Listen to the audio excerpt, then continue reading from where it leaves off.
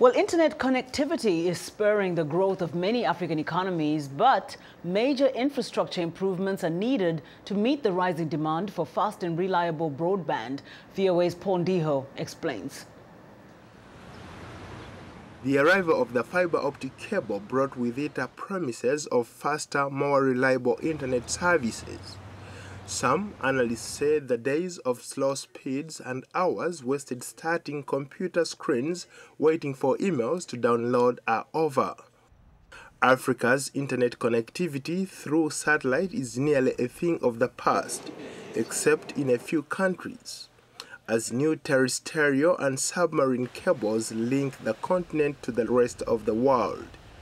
Edian Bagri, a representative of Seacom, a submarine fiber optic cable networking company, says undersea cables mean that the internet service is getting cheaper and its usage is set to rise. 3 years ago, the pricing was vastly different to what it is today. To give you an example, in Africa, the cost of a megabyte in some of the more advanced countries, or for 10 megabytes, was about $1.50. What we're seeing today to get 10 megabytes is probably an equivalent of 20 US cents. So we've seen a huge and vast change in pricing over the last 3 years. A World Bank study that shows a 10% rise in the broadband penetration is linked to a 1.3% increase in economic growth. That small internet-based businesses are also feeling the positive effects of speedy and affordable connectivity. It's cheap and it's reliable, and your documents get kept there, so you cannot lose any documents. If you misplace or something happens to your system, you have to repair or you need to format your system, you know that you've got information backed up in the emails. Duncan MacLeod, an internet and innovations expert, observes that a massive investment and focus on growing the infrastructure is still needed for even better access to broadband. There's a massive overinvestment in undersea cables. We've got 8 or 10 of these things coming down our shorelines. More investments are coming. We heard the other day about the new BRICS cable, which is going to link Brazil, Russia, India, China and South Africa to the US. There's the new WASA's cable across the Atlantic Ocean, which is going to bring massive amounts of capacity in the next 2 years. Africa's limited internet infrastructure means that the mobile phones are becoming the point of entry for high-speed internet.